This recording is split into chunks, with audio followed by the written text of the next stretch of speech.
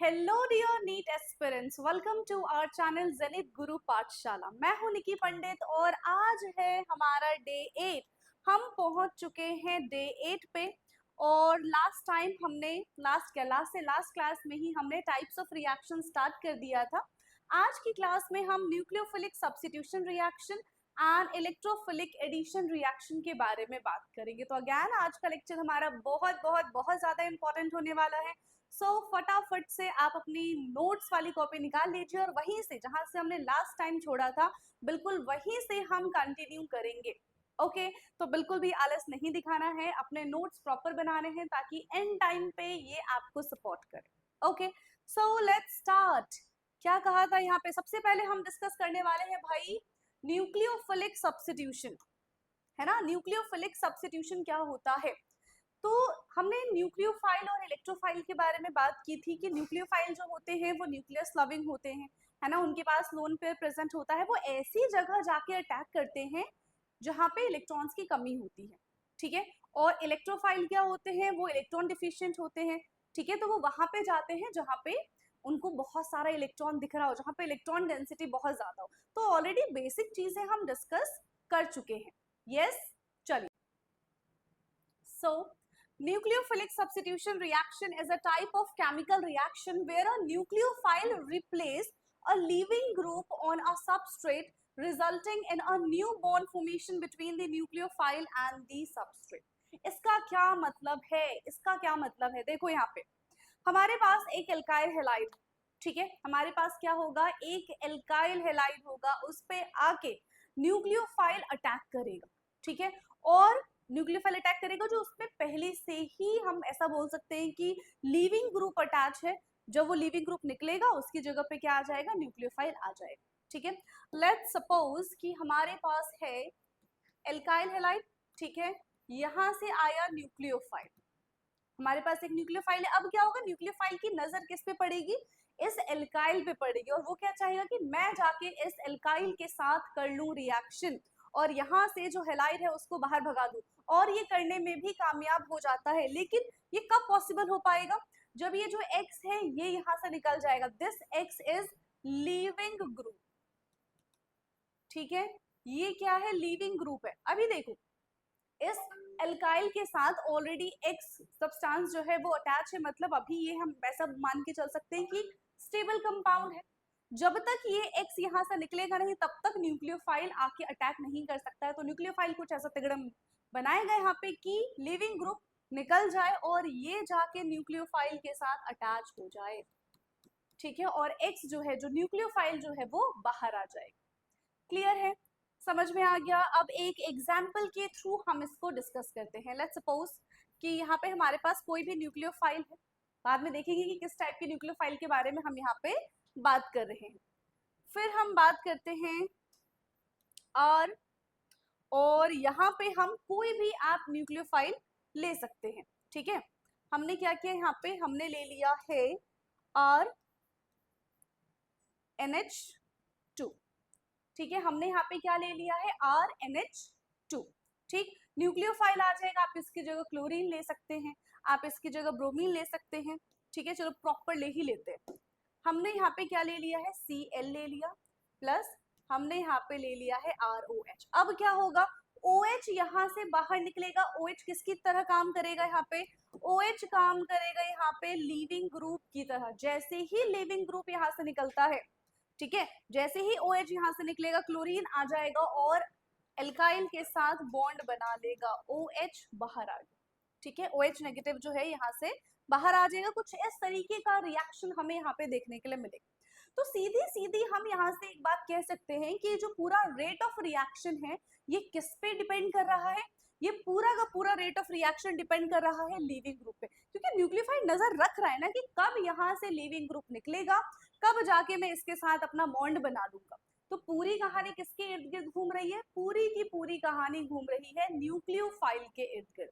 So from here we can say rate of reaction is directly proportional to tendency of leaving group, कि ये जो living group है ये कितनी जल्दी इस कंपाउंड को जिसके साथ ये जुड़ा हुआ है उसको छोड़ के भाग जाता है, ठीक है। जितनी जल्दी ये लिविंग ग्रुप इसको छोड़ के भाग जाएगा उतनी जल्दी रिएक्शन हो जाएगी, उतना फास्ट रेट ऑफ रिएक्शन होगा। जितना ये नाटक करेगा कि नहीं भैया मैं इसको छोड़ के नहीं जा रहा हूँ, ठीक है, मुझे तो इससे बहुत लगाव है, मैं इसको छोड़ के नहीं जा रहा हूँ, तो उतनी देर में रिएक्शन होएगा, ठीक है। So from here we can write rate of reaction is directly proportional to the tendency of leaving group. Rate of reaction directly proportional to tendency of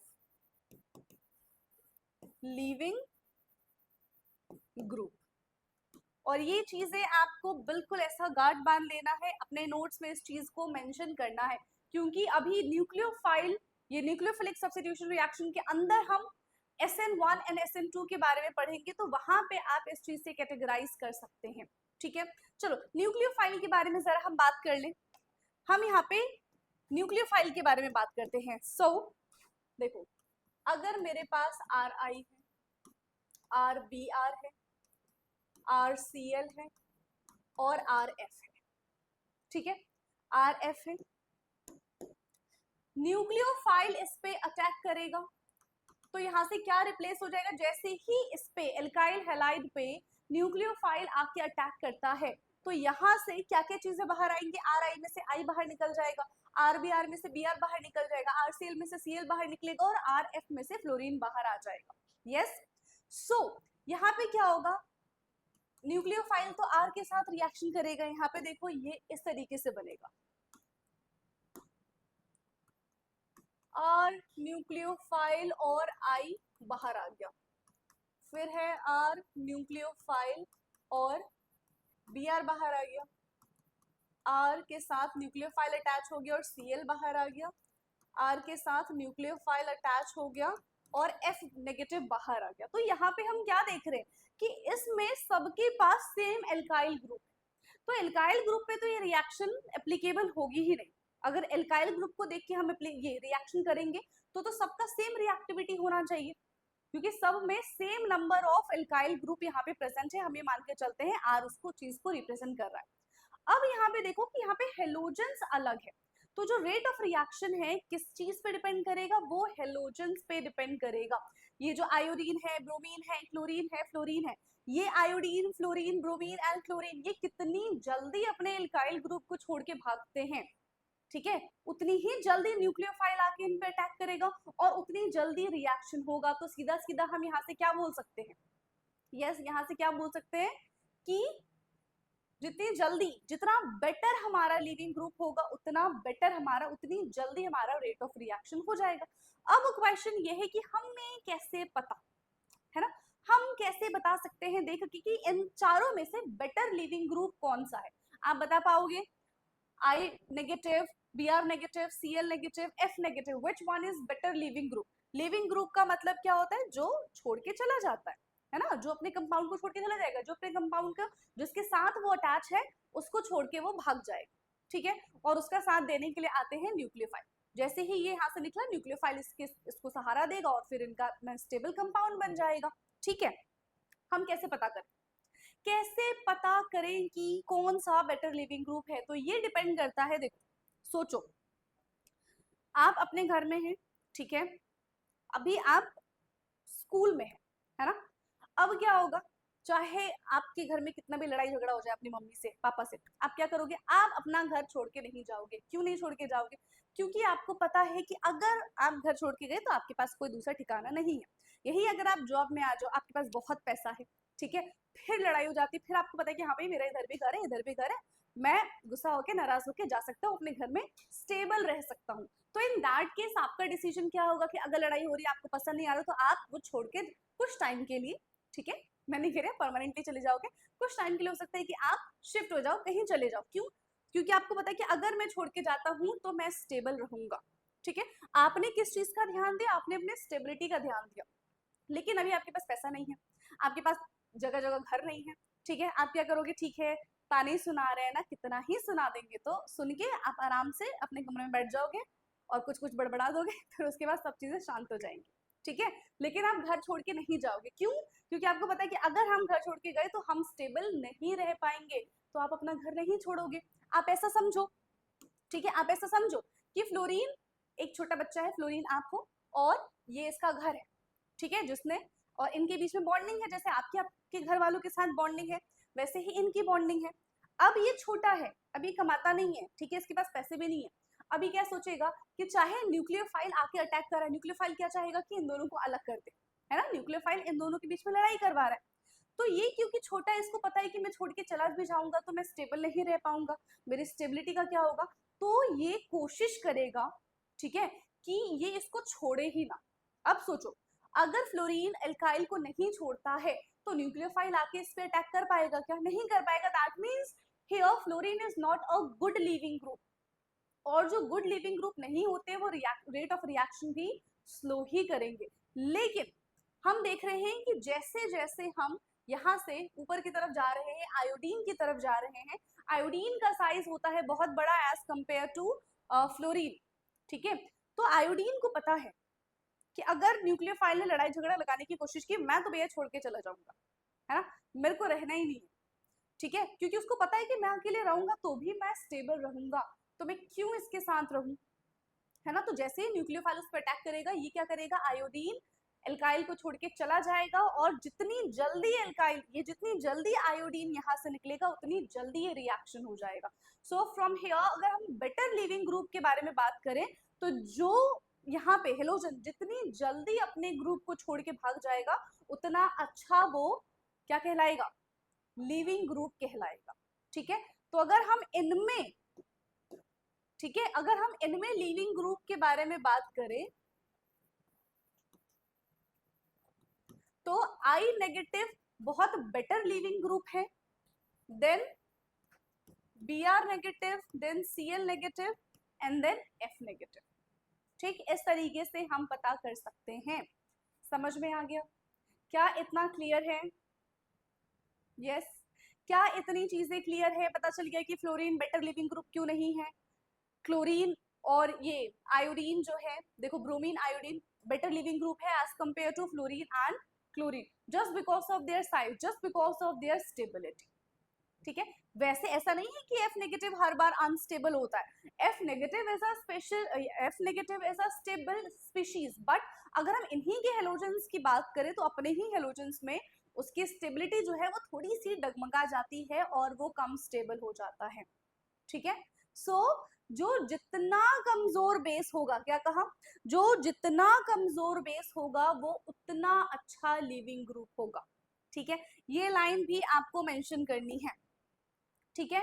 जो जितना कमजोर बेस होगा, weak base is better leaving group, समझ में आया क्या कहा मैंने, जो जितना कमजोर बेस होगा, ठीक है, वो उतना अच्छा लिविंग ग्रुप होगा, ठीक है, समझ में आ गया। Weak leaving group is weak base,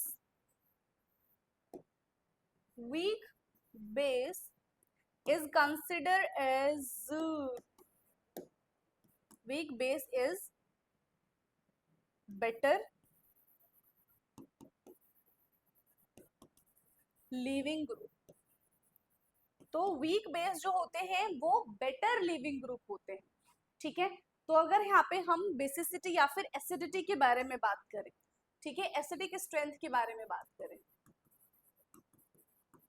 देखो एक चीज आपको पता है कि एसिड और बेस एक दूसरे के इनवर्सली प्रोपोर्शनल है।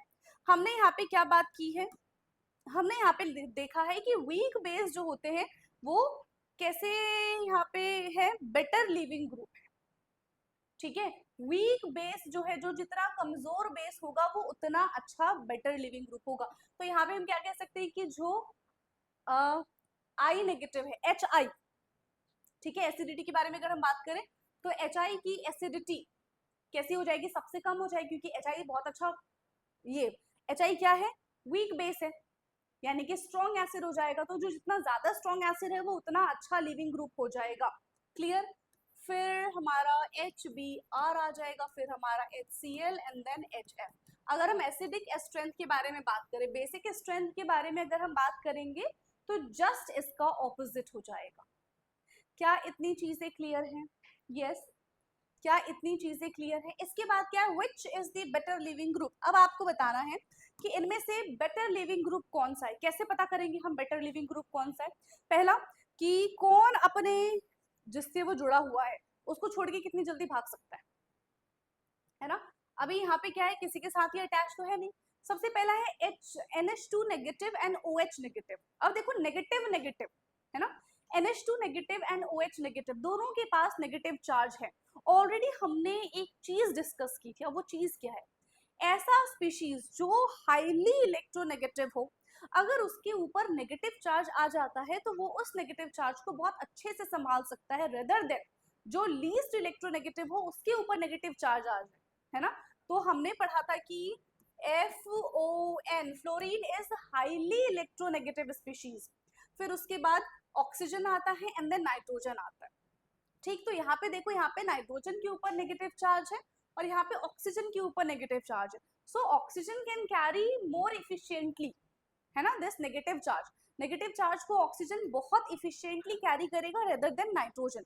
So here OH negative is the better leaving group and the stable leaving group. ठीक है, समझ में आ गया है। सो OH negative is the stable because of the more electronegative, है ना। So it is better leaving group. तो पहले वाले का तो रीजन आपको समझ में आ गया। Now in second one, H2O और NH3। अब यहाँ पे तो कोई चार्ज ही नहीं है, ठीक है, यहाँ पे तो कोई चार्ज ही नहीं है। Now you have to tell कि which one is the better leaving group. कैसे बताएंगे, अभी चार्ज का कॉन्सेप्ट हमने पढ़ा। अब यहाँ पे देखो क्या है, हमने अभी एक वीक बेस का कॉन्सेप्ट पढ़ा था कि जो वीक बेस होगा वो बेटर लिविंग ग्रुप होगा। तो अब आप आइडेंटिफाई कर लो, ठीक है, weak base better leaving group है, या फिर एसिडिक कैरेक्टर के बेसिस पे भी आप आइडेंटिफाई कर सकते हो कि स्ट्रॉन्ग एसिड होगा तो यहाँ पे क्या हो जाएगा, वो बेटर लिविंग ग्रुप होगा। वीक बेस है तो वो बेटर लिविंग ग्रुप होगा। सो वाटर एंड NH3 के बारे में अगर हम बात करें तो कौन यहाँ पे वीक बेस है, that is water. So water is a better leaving group. तो इस तरीके से आप आइडेंटिफाई कर सकते हैं, ठीक है, इस तरीके से आप आइडेंटिफाई कर सकते हैं। इसके बाद क्या है, और हम कुछ एग्जाम्पल्स लेके यहाँ पे इस चीज को सॉल्व कर सकते हैं। आपको बताना है कि कौन सा यहाँ पे बेटर लिविंग ग्रुप होगा एंड कौन सा बेटर लिविंग ग्रुप नहीं है, और क्यों नहीं है ये भी रीजन के साथ आपको बताना है। ठीक है भाई, चलो।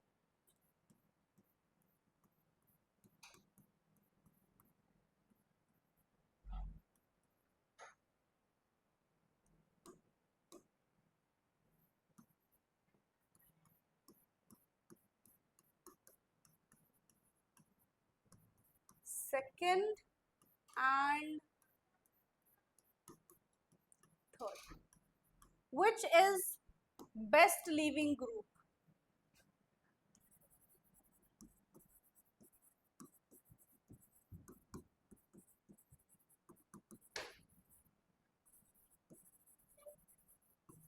ठीक है, which is best living group, आपको बताना है कि इनमें से कौन सा बेस्ट लिविंग ग्रुप है और क्यों है ये बेस्ट लिविंग ग्रुप। यस, देखो कौन सा होगा, देखो इतना तो सब में सेम है ना, ये तो सब में सेम है।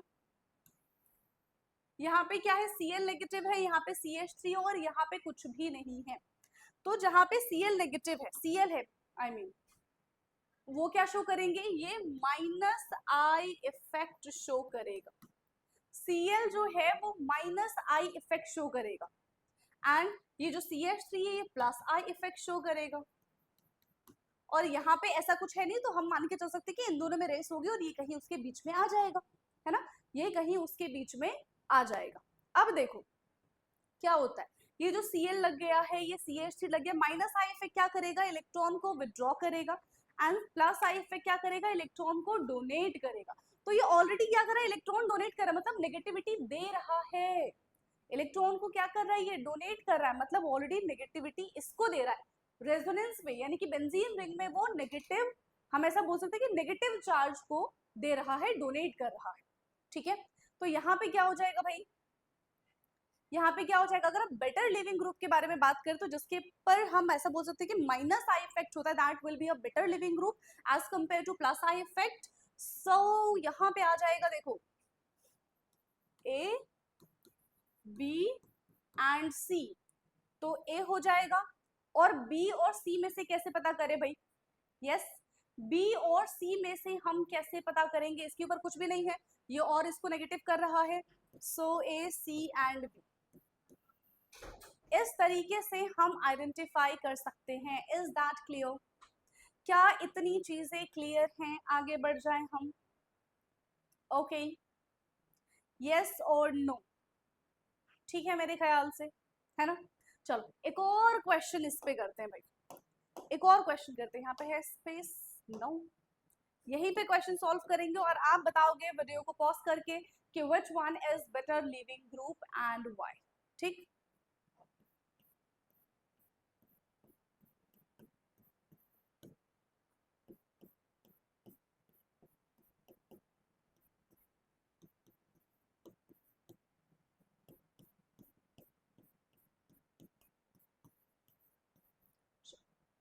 ये है हमारे पास, ठीक है, इसको भी ओपन करके लिखते हैं हम।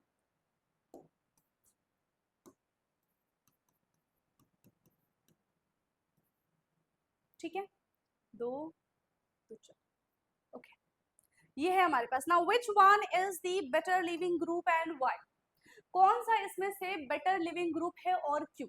तो कैसे पता करेंगे? देखो, तीनों पे देख लो नेगेटिव चार्ज किस पे दिख रहा है। तीनों पे हमें नेगेटिव चार्ज ऑक्सीजन पे दिख रहा है, तो हम इस बेसिस पे भी आइडेंटिफाई नहीं कर सकते हैं कि जो इलेक्ट्रोनेगेटिव है उसके ऊपर नेगेटिव चार्ज है तो वो बेटर लिविंग ग्रुप होगा। इस पे तो नहीं कर सकते। फिर कैसे करें हम? एसिडिक और बेसिक नेचर आप चेक कर, ठीक है। इस केस में आप क्या चेक कर सकते हैं? सो इस केस में आप एसिडिक और बेसिक नेचर चेक कर सकते हैं। समझ में आ रहा है? इस केस में आप क्या चेक कर सकते हैं? एसिडिक एंड बेसिक नेचर को आप चेक कर सकते हैं। तो देखो कैसे पता करेंगे। यहाँ पे हमारे पास सल्फोनिक एसिड है। Sulphonic acid is more acidic in all as compare to all these two compounds, ठीक है। So more acidic. अगर ये ज्यादा एसिड है मतलब इसका जो कॉन्जुगेट बेस होगा वो वीक बेस होगा।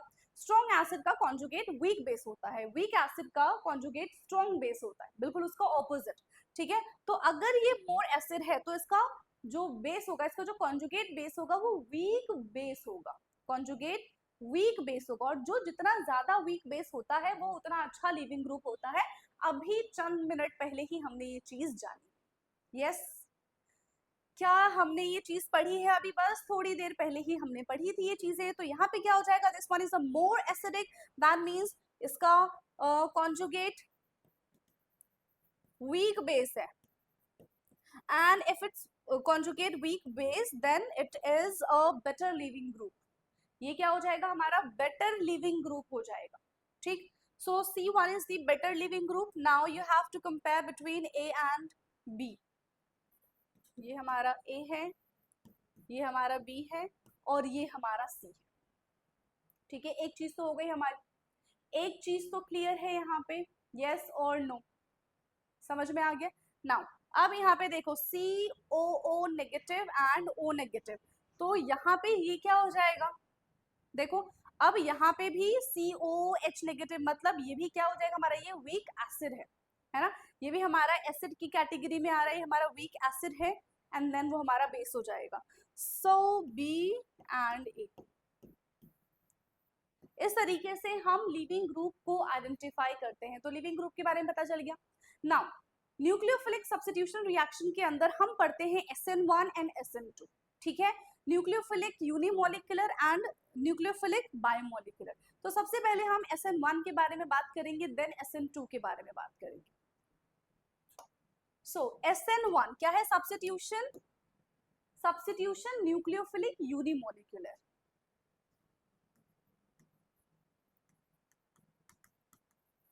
सब्स्टिट्यूशन न्यूक्लियोफिलिक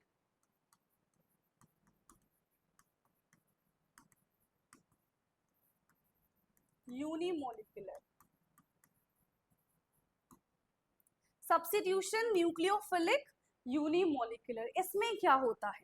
देखो बहुत इजी है, ठीक है। आप चैप्टर्स में इसको पढ़ोगे एंड क्योंकि अगर आपने 11th 12th ऑलरेडी कर रखा है तो आपको ये चीजें पता होंगी। यहाँ पे क्या होता है? एज यूजुअल जो हमने बेसिक चीजें देखी हैं, बेसिक रिएक्शन देखा है कि न्यूक्लियोफाइल आके अटैच होता है, लिविंग ग्रुप जो है वो लीव कर देता है अपने कंपाउंड को और उसी की जगह पे न्यूक्लियोफाइल आके अटैक होता है, ठीक है। तो यही चीजें यहाँ पे भी फॉलो होने वाली है, समझ में आ गया। यही चीजें क्या होगी यहाँ पे भी फॉलो होगी। सबसे पहले हम यहाँ पे देख लेते हैं hydrolysis of alkyl halide.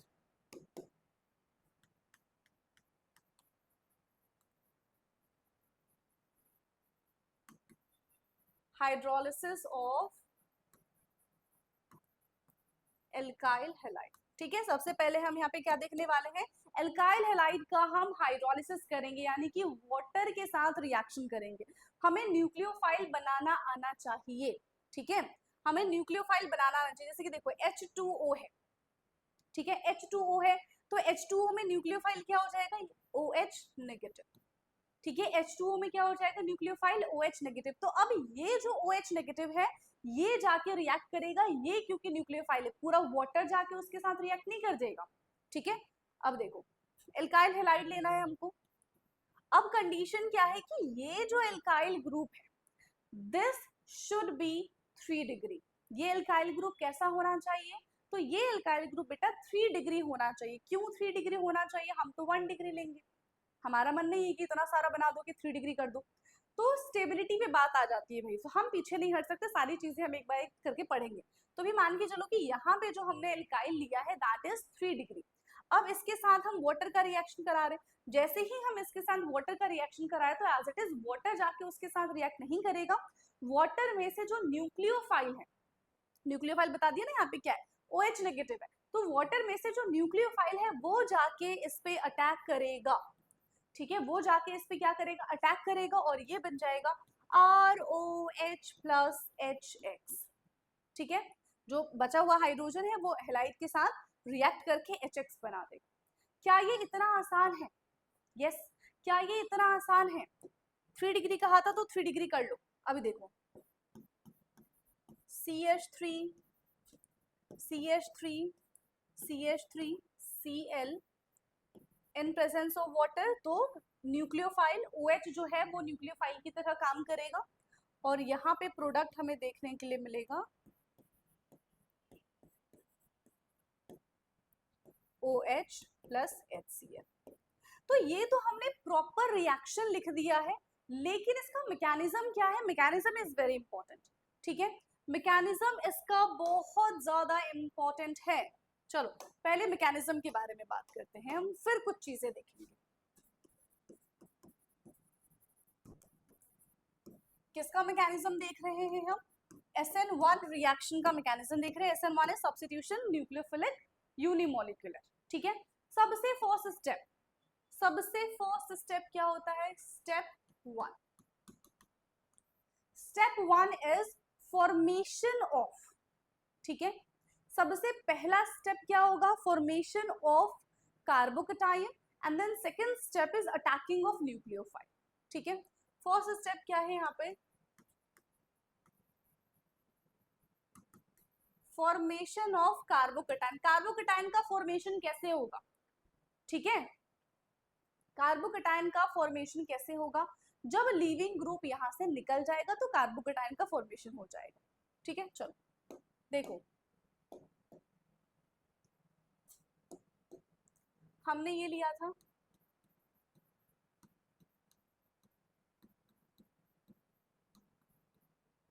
Water के साथ रिएक्शन कराएं, ठीक है, किसके साथ रिएक्शन करा दिया हमने, वाटर के साथ रिएक्शन करा दिया। फर्स्ट स्टेप जो होता है हमारा वो RDS है, that is rate determining step, ठीक। सबसे पहले हमने देखा कि यहाँ से Cl जो है, क्लोरीन जो है वो बाहर चला जाएगा अपना इलेक्ट्रॉन लेके, साथ ही साथ उस कार्बन का भी इलेक्ट्रॉन लेके, जिसकी वजह से इसके ऊपर पॉजिटिव चार्ज आ गया और ये हमारा HCl बन गया। बचा क्या, अब लिविंग ग्रुप सिर्फ बच गया, OH नेगेटिव बच गया। अब ये जो न्यूक्लियोफाइल है वो जाके अटैक करेगा। Second step is attacking of nucleophile. So step 2 है हमारा अटैकिंग न्यूक्लियोफाइल। न्यूक्लियोफाइल कहाँ पे जाके अटैक करेगा, जिसके पास पॉजिटिव चार्ज है, जिसके पास कार्बोकटायन है। क्यों भाई, क्योंकि ऑलरेडी स्टार्टिंग में मैंने आपको बता दिया था कि न्यूक्लियोफाइल जो होता है, ठीक है, ये OH क्या है यहाँ पे, न्यूक्लियोफाइल है। ठीक है, तो न्यूक्लियोफाइल जो होता है वो तो क्या है, न्यूक्लियस लविंग है, उसके पास भर भर के इलेक्ट्रॉन है, उसके पास लोन पेयर है, तो वो चाहता है, उसकी दिली इच्छा होती है कि वो सारी चीजों को डोनेट कर दे। ठीक, अब यहाँ पे क्या बनेगा, यस, अब यहाँ पे क्या बनने वाला है, सीधा OH जाके अटैक कर देगा। और अगर इसमें भी मैं आपको और डिटेल में बताऊं तो पता है क्या होता है, चलो वाटर आया, ठीक है, इसमें क्या हो जाएगा, वाटर आएगा, वाटर के साथ रिएक्शन कराने से क्या हो जाएगा, देखो CH3C CH3 OH और ऑक्सीजन के ऊपर आ गया पॉजिटिव चार्ज। ठीक है, ऑक्सीजन के ऊपर क्या आ गया, पॉजिटिव चार्ज। अब ये यहाँ से क्या होगा, फर्दर ये वाटर के साथ रिएक्शन करेगा और यहाँ से H3O पॉजिटिव बाहर आ जाएगा, क्योंकि H पॉजिटिव जो होता है वो स्टेबिलिटी शो नहीं कर पाता है। ठीक है, आप चाहो तो इसको डायरेक्टली भी करना, इतना इसको लिखने की जरूरत नहीं है, बट यहाँ पे मैंने आपको बता दिया है। अब ये हमारा बन गया, this is called SN1 reaction. ठीक है, SN1 न्यूक्लियोफिलिक रिएक्शन है ये हमारा। ठीक है, क्या क्या चीजें हमने इसमें देखी, सबसे पहले तो ये तो यूनिमोलिकुलर है। यूनिमोलिकुलर का क्या मतलब है कि ये किस पे डिपेंड कर रहा है, ये एक फर्स्ट ऑर्डर रिएक्शन है। हमने केमिकल काइनेटिक में पढ़ा है first order reaction, second order reaction, यानी कि रेट जो है वो किस किस पे डिपेंड करती है। अगर रेट सिर्फ एक चीज पे डिपेंड कर रही है तो ये हो जाएगा हमारा फर्स्ट ऑर्डर रिएक्शन। रेट अगर दो चीज पे डिपेंड कर रही है तो सेकंड ऑर्डर रिएक्शन। रेट अगर तीन चीज पे डिपेंड कर रही है so it will be a third order reaction. ठीक है, चलो तो सबसे पहले क्या है, ये हमारी यूनिमोलिकुलर फर्स्ट ऑर्डर रिएक्शन है, यस। उसके बाद SN1 reaction does not depends upon nucleophile, वो न्यूक्लियोफाइल पे डिपेंड नहीं करता है, वो सिर्फ और सिर्फ किस पे डिपेंड करता है, एल्काइल हैलाइड पे डिपेंड करता है। ठीक है, SN1 है, फर्स्ट ऑर्डर रिएक्शन है, सो रेट जो है वो डायरेक्टली प्रोपोर्शनल हो जाएगा RX के। रेट का न्यूक्लियोफाइल से कोई लेना देना नहीं है, हमेशा याद रखो, रेट का न्यूक्लियोफाइल से कोई लेना देना नहीं है, रेट का सिर्फ और सिर्फ एल्काइल हैलाइड से लेना देना है। समझ में आ गया, क्लियर है यहाँ पे। जितना ज्यादा एल्काइल हैलाइड स्टेबल होगा, ठीक है, मतलब एल्काइल हैलाइड क्या है, अगर 3 डिग्री लेते हैं तो बहुत जल्दी रिएक्शन हो जाएगा, 2 डिग्री लेंगे तो फिर दिक्कत होगी थोड़ी सी, और 1 डिग्री में तो पॉसिबल ही नहीं। ठीक है, तो यहाँ पे हमने देखा कि जो रेट है वो सिर्फ और सिर्फ एल्काइल हैलाइड पे डिपेंड कर रहा है, न्यूक्लियोफाइल पे डिपेंड नहीं कर रहा है, ना ये न्यूक्लियोफाइल पे डिपेंड करेगा, ना ही ये न्यूक्लियोफाइल के कॉन्सेंट्रेशन पे डिपेंड करेगा। न्यूक्लियोफाइल के कॉन्सेंट्रेशन से SN1 रिएक्शन को कोई फर्क नहीं पड़ता है। ठीक, अभी हमने यहाँ पे ये देखा है कि ये हमने चीज देख ली है, फॉर्मेशन, थर्ड है formation of carbocation. SN1 reaction में कार्बोकटायन का फॉर्मेशन होता है, और हमने ये पढ़ा है भाई कि कार्बोकटायन 3 डिग्री होगा तो वो ज्यादा स्टेबल होगा, 2 डिग्री होगा तो उससे कम स्टेबल होगा, और 1 डिग्री होगा तो सबसे कम स्टेबल होगा। तो SN1 रिएक्शन में क्योंकि कार्बोकटायन का फॉर्मेशन हो रहा है, इस वजह से 3 डिग्री अगर हम एल्काइल हैलाइड लेते हैं तो वो रिएक्शन बहुत जल्दी करेगा as compare to 2 degree and 1 degree. समझ में आ गया, क्योंकि जो पूरी कहानी है ये किस पे डिपेंड कर रही है, ये कार्बोकटायन पे डिपेंड कर रही है। Is that clear, yes. फिर है rearrangement of carbocation takes place, of course अगर हमारा स्टेबल कार्बोकटायन नहीं है and if there is possibility तो हम वहां पे रीअरेंजमेंट करा सकते हैं, लेकिन ये जो रीअरेंजमेंट है, ठीक है, तो this will not effect the rate, ये रीअरेंजमेंट रेट को अफेक्ट नहीं करेगा। Solvent should be polar protic. अच्छा अब ये देखो, हम पोलर प्रोटिक, पोलर ए प्रोटिक, ठीक है, नॉन पोलर, इन सारे सॉल्वेंट्स के बारे में ऑलरेडी आई थिंक 3 लेक्चर पहले पढ़ चुके हैं। अगर आपने वो लेक्चर नहीं देखा है तो प्लीज जाके सॉल्वेंट के बारे में लेक्चर देख लेना कि पोलर प्रोटिक क्या होता है, ठीक है, पोलर ए प्रोटिक क्या होता है, उनके एग्जाम्पल्स क्या क्या है, तो सारी चीजें ऑलरेडी हम डिस्कस कर चुके हैं क्लास में, है ना। SN1 रिएक्शन जो है वो कैसा रिएक्शन होता है, एक्सोथर्मिक रिएक्शन होता है, फेवर्ड एट लो टेम्परेचर। ठीक है, एक्सोथर्मिक रिएक्शन है एंड ये लो टेम्परेचर को फेवर करता है। तो इतनी सारी चीजें हमने पढ़ ली, एक बार फटाफट से इसको रिवाइज करते हैं। सबसे पहले चीज क्या है, SN1 की बात करें, 2 स्टेप रिएक्शन है, फर्स्ट स्टेप में कार्बोकेटाइन का फॉर्मेशन होता है, सेकंड स्टेप में न्यूक्लियोफाइल आके अटैक करता है। यहाँ पे कार्बोकेटाइन में अगर स्टेबिलिटी की बात करें, so 3 degree is more stable then 2 degree then 1 degree, ये SN1 है। स्टेबिलिटी की बात कर लो चाहे रिएक्टिविटी की बात कर लो, 3 डिग्री सबसे ज्यादा स्टेबल है, फिर 2 डिग्री, फिर 1 डिग्री, हमने ये पढ़ा, ठीक है। न्यूक्लियोफाइल पे डिपेंड नहीं करता है, ना ही न्यूक्लियोफाइल की कॉन्सेंट्रेशन पे डिपेंड करता है, it's only depends upon the alkyl halide, सिर्फ और सिर्फ ये एल्काइल हैलाइड के ऊपर डिपेंड करता है। फर्स्ट ऑर्डर रिएक्शन है, पोलर प्रोटिक सॉल्वेंट यहाँ पे यूज किया जाता है, एक्सोथर्मिकली फेवर्ड है एंड लो टेम्परेचर पे ये रिएक्शन कराया जाता है, ठीक है। नाउ इतनी चीजें क्लियर हो गई, कौन कौन से फैक्टर हैं जो SN1 को अफेक्ट करते हैं, let's see that. Factor affecting SN1,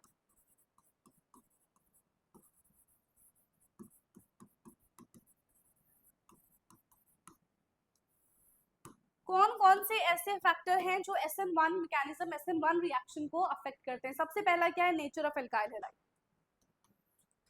first one is nature of alkyl halide. हमारे पास जो एल्काइल हैलाइड है ये 3 डिग्री है, 2 डिग्री है या फिर 1 डिग्री है, इस पे भी रिएक्शन डिपेंड करता है। व्हाई? बिकॉज ऑफ कार्बोकेटाइन, ठीक है, बिकॉज ऑफ कार्बोकेटाइन। तो यहाँ पे देखो 3 degree then 2 degree then 1 degree. Carbocation को कॉन्सेप्ट पता चल चुका है आप सबको, यस। तो पहली चीज तो ये हो गई हमारी। दूसरा क्या है यहाँ पे, यस, दूसरा क्या है, लीविंग ग्रुप कैसा है, नेचर ऑफ लीविंग ग्रुप। जितनी जल्दी लीविंग ग्रुप छोड़ के भाग जाएगा उतनी जल्दी रिएक्शन हो जाएगी, है ना। So second one is nature of leaving group.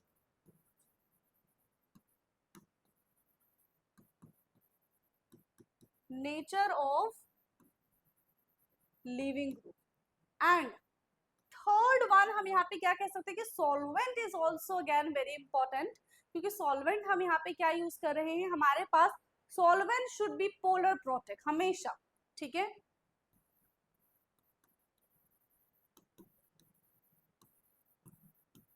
Solvent should be polar protect. Solvent कैसा होना चाहिए यहाँ पे, सॉल्वेंट हमेशा यहाँ पे पोलर प्रोटेक्ट होना चाहिए। क्या इतनी चीजें क्लियर हैं, यस yes. क्या इतनी चीजें क्लियर है। कौन कौन से फैक्टर है यहाँ पे जो SN1 को अफेक्ट करते हैं। सबसे पहला एल्काइल हैलाइड का नेचर कैसा होना चाहिए, 3 degree is more stable then 2 degree then 1 degree. Second one is leaving group, जितनी जल्दी लीविंग ग्रुप अपना ग्रुप छोड़ के भाग जाएगा उतनी जल्दी वहां पे रिएक्शन होने की चांसेस है। And the third one is ये जो पूरा रिएक्शन हो रहा है ये पोलर प्रोटिक सॉल्वेंट में हो रहा है। पोलर प्रोटिक सॉल्वेंट क्या करता है, वो कैटायन और अनायन दोनों को सॉल्वेट कर देता है। बाकी पूरी डिटेल आपको प्रीवियस लेक्चर में मिल जाएगी, ओके okay. क्या इतना क्लियर है। एंड आपको आई थिंक डिस्क्रिप्शन में ही सबके लिंक मिल जाएंगे, तो आप डे 1 डे 2 डे 3 डे 4 इस तरीके से पूरा, आप अगर अभी तक लेक्चर नहीं देखा है तो आप सारे के सारे लेक्चर्स एक बार देख सकते हैं, ठीक है। चलिए नाउ यहाँ पे अब हम बात करते हैं SN2 रिएक्शन की। अब SN2 रिएक्शन यहाँ पे क्या है, जैसे हमने SN1 के बारे में पढ़ा था सब्स्टिट्यूशन न्यूक्लियोफिलिक यूनिमोलिकुलर, तो वैसे यहाँ पे क्या हो जाएगा, सब्स्टिट्यूशन न्यूक्लियोफिलिक बायमोलिकुलर। बाय का मतलब क्या है, 2, ठीक है। बाय का मतलब क्या हो जाएगा यहाँ पे 2, तो लिख लो सब्स्टिट्यूशन न्यूक्लियोफिलिक बायमोलिकुलर।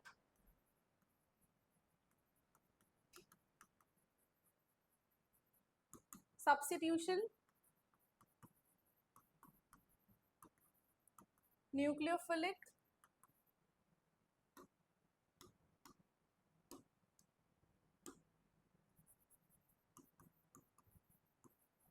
बायोमोलिकुलर, ठीक है। Substitution nucleophilic biomolecular. यहाँ पे क्या डिफरेंस है, किसकी प्रेजेंस में रिएक्शन होना है, कितने स्टेप्स होंगे, वन बाय वन हम इन सबको डिस्कस करते हैं, ओके चलो। एंड अभी जब हम कंपेयर करेंगे तो काफी सारी चीजें आएंगी जो वापस से मुझे SN1 में लिखनी पड़ेगी, फिर SN2 को मुझे वहां पे कंपेयर करना पड़ेगा, ठीक है। चलिए तो इसका एक एग्जाम्पल ले लेते हैं हम। CH3X लिया हमने, इसका रिएक्शन हमने करा दिया है KOH के साथ। KOH में न्यूक्लियोफाइल अगेन क्या हो जाएगा, OH नेगेटिव, यहाँ पे OH नेगेटिव न्यूक्लियोफाइल होगा, ठीक है। तो OH नेगेटिव जाके अटैक करेगा, किसकी प्रेजेंस में, क्योंकि solvent is again very important. तो यहाँ पे हम एसीटोन पोलर एप्रोटिक सॉल्वेंट ले रहे हैं। SN1 में हमने क्या लिया था, the solvent should be polar protic, but in case of SN2 यहाँ पे हम सॉल्वेंट पोलर एप्रोटिक लेंगे।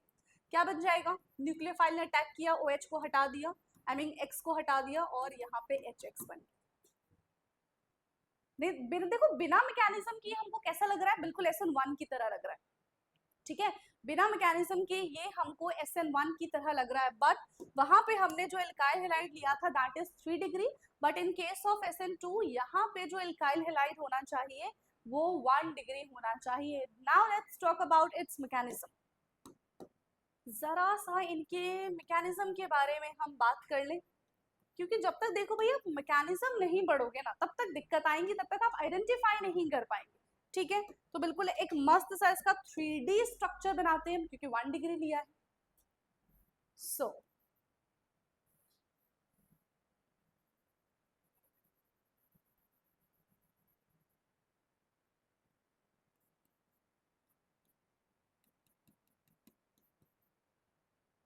हमें क्या लेना है यहाँ पे, CH3 और इसके साथ हमने लगा दिया X, ठीक है, CH3X किसकी प्रेजेंस में होना चाहिए, solvent should be polar aprotic, polar aprotic, ठीक है, क्या होना चाहिए, पोलर एप्रोटिक। अब देखो होता क्या है, यहाँ पे कोई कार्बोकेटायन का फॉर्मेशन नहीं होता, इतना याद रखना। SN1 में कार्बोकेटायन का फॉर्मेशन होता था, but in case of SN2 यहाँ पे कोई भी कार्बोकेटायन का फॉर्मेशन नहीं होता है। क्या इतनी चीजें क्लियर है, कोई भी कार्बोकेटायन का फॉर्मेशन नहीं होगा, ठीक। जब कार्बोकेटायन का फॉर्मेशन नहीं होगा तो इसमें से जो न्यूक्लियोफाइल निकल रहा है, न्यूक्लियोफाइल क्या है, OH नेगेटिव। अब ये क्या करेगा, ये सोचेगा कि यहाँ पे कार्बोकेटायन तो बन नहीं रहा है, धीरे धीरे धीरे धीरे ये जो हेलोजन है ये कार्बन से इलेक्ट्रॉन लेगा, तो इसके ऊपर पार्शियली नेगेटिव चार्ज और धीरे धीरे इसके ऊपर पार्शियली पॉजिटिव चार्ज आना, जनरेट होना स्टार्ट हो जाएगा।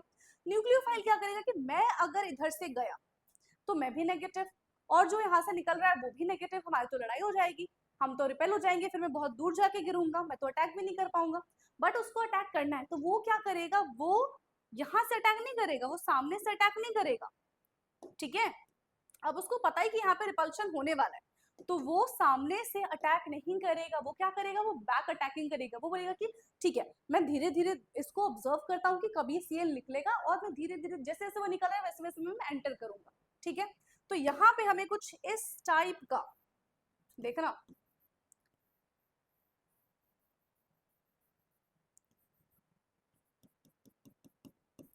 यहाँ से धीरे धीरे जो हमारे पास क्लोरीन है वो निकलेगा, और यहाँ पे पीछे से OH नेगेटिव जो है वो आके अटैक कर देगा, ठीक।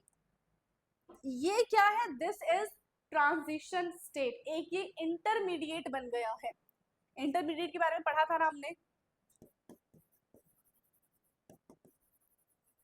ये है हमारा transition state which is highly energetic and highly unstable. ये सिर्फ फ्रैक्शन ऑफ सेकंड के लिए बनता है, ठीक है। 10 raise to the power -6 second के लिए हमको दिखेगा, फिर ये टूट जाएगा, और अब हमें प्रोडक्ट क्या मिलेगा, देखो यहाँ पे ना कॉन्फ़िगरेशन में चेंज आया, बिल्कुल ध्यान से अगर आप देखो तो यहाँ पे किस में चेंज आया, कॉन्फ़िगरेशन में चेंज आया ना। व्हाट इज कॉन्फ़िगरेशन, पहले इसके पास जो नेगेटिव पार्ट था वो राइट हैंड साइड था, बट जब न्यूक्लियोफाइल ने अटैक किया तो इसका ये कॉन्फ़िगरेशन क्या हो गया, पहले राइट हैंड साइड था, अभी लेफ्ट हैंड साइड हो गया।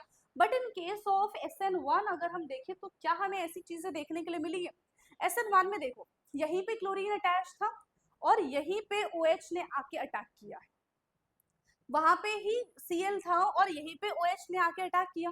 तो जहां से हलाइड निकल रहा है और जहां पे न्यूक्लियोफाइल अटैक कर रहा है अगर सेम है तो दैट इज कॉल्ड रिटेंशन, ठीक है। उसको हम क्या बोलेंगे, उसने रिटेन कर लिया, उसने उसी की प्रॉपर्टी रिटेन कर ली, उसने उसी की जगह को रिटेन कर लिया।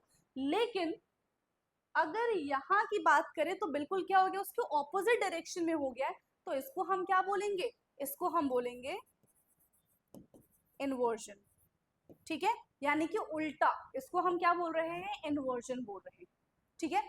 तो जो न्यूक्लियोफाइल होगा, न्यूक्लियोफाइल अटैच विद ऑपोजिट, ये ऑपोजिट ऑफ हेलोजन, ठीक है।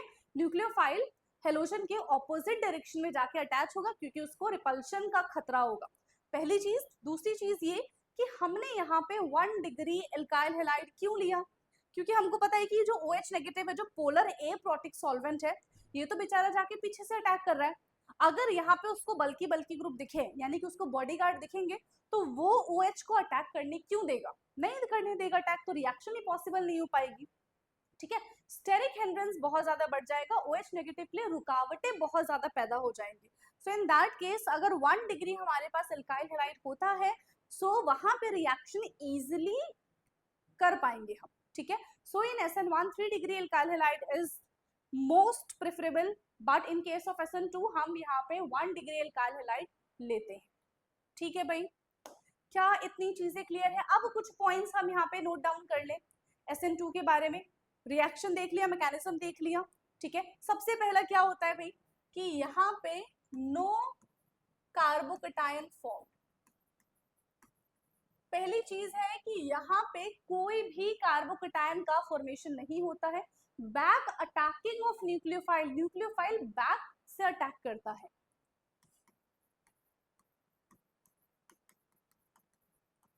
Back attacking of nucleophile, nucleophile यहाँ पे बैक से अटैक करता है, यानी कि मान लो अभी जो हमने हेलोजन देखा था, तो हेलोजन के ऑपोजिट डायरेक्शन में जाके न्यूक्लियोफाइल अटैक हो जाएगा।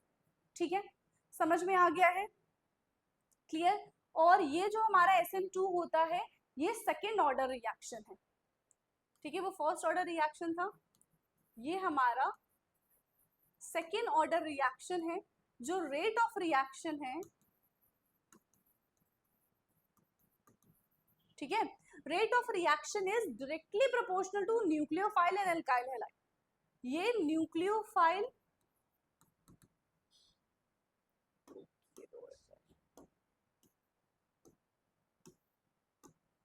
न्यूक्लियोफाइल और एल्काइल हैलाइड, ये दोनों पे डिपेंड करता है।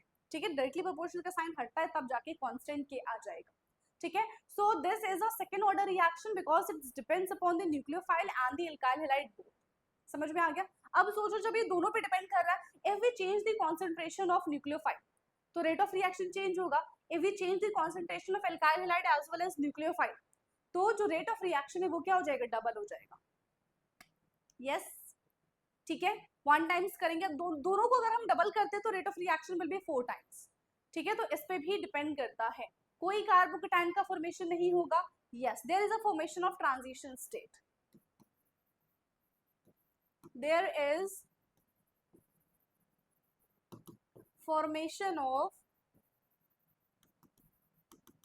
transition state which is highly unstable.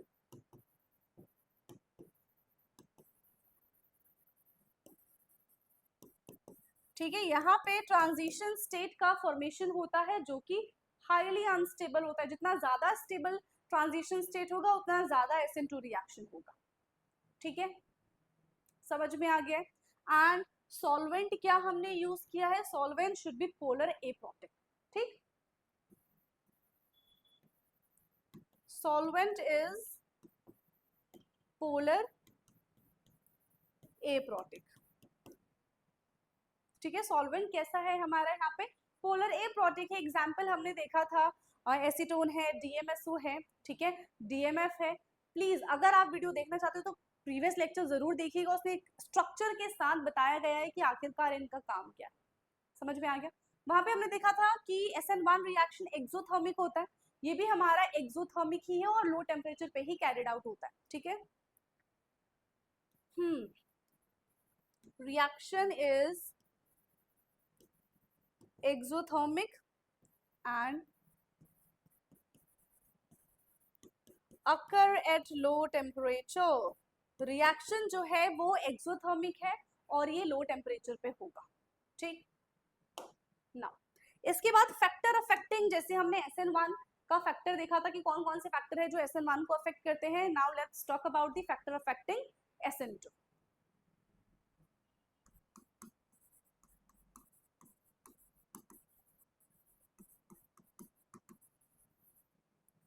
Factor affecting SN2, फटाफट से बताएंगे भाई कौन कौन से ऐसे फैक्टर हैं जो SN2 को अफेक्ट करते हैं, again the nature of alkyl halide,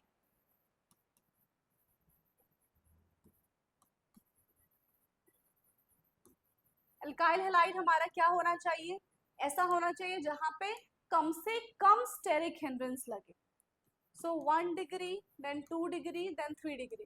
SN1 में कार्बोकेटायन का फॉर्मेशन हो जाता है, तो वहां पे स्टेबिलिटी के बेसिस पे हम आंसर करेंगे, यहाँ पे हम किसके बेसिस पे करेंगे, स्टेरिक हिंड्रेंस, अगेन स्टेबिलिटी ही आ जाती है। ठीक है, दूसरा क्या है, हमने डिस्कस किया था कि नेचर या फिर हम बोल सकते हैं कि स्टेबिलिटी ऑफ ट्रांजिशन स्टेट। ठीक है, stability of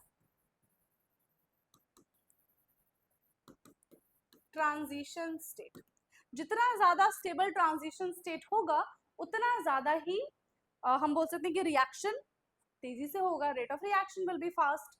okay, now which shows more SN2 reaction, कौन बहुत जल्दी SN2 रिएक्शन को फॉलो करेगा, ये हमको यहाँ पे बताना है। ठीक है, क्या इतनी चीजें क्लियर हैं, फटाफट से सॉल्व करें, बताना मुझे।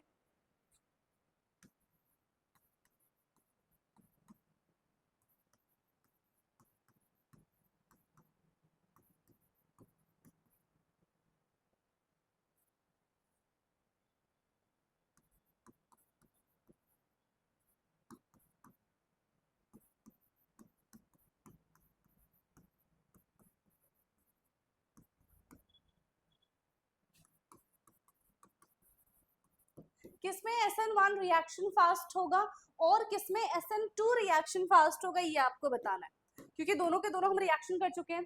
किसमें SN1 रिएक्शन फास्ट होगा एंड किसमें SN2 रिएक्शन फास्ट होगा, ये आपको बताना है। yes, which one will give more SN1 reaction and which one will give more SN2 reaction?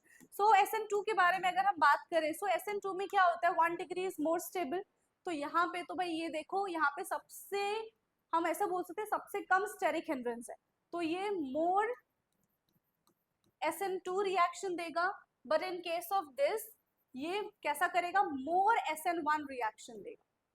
ठीक है, मोर SN2 reaction and more SN1 reaction. Simple है, आप स्टेबिलिटी के बेसिस पे, कार्बोकेटाइन के बेसिस पे, स्टेरिक हिंड्रेंस के बेसिस पे आइडेंटिफाई कर सकते हैं। ठीक है, ओके, क्या इतना क्लियर है? अब बताना है कि which one will give, same ही है हमारी हेडिंग भी, और नेक्स्ट क्वेश्चन क्या लेके चले हम।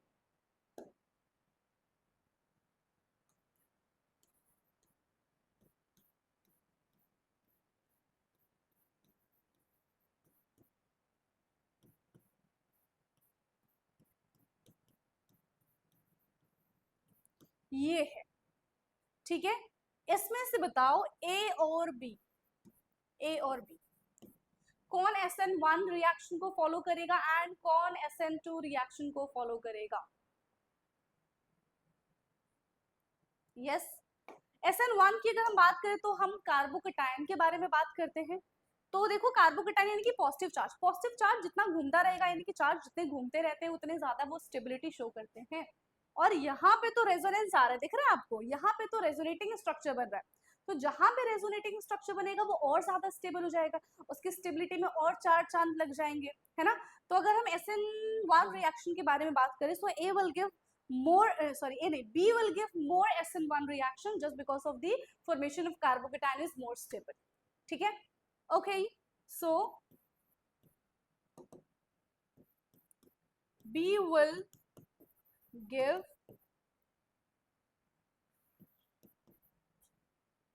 more SN1 reaction as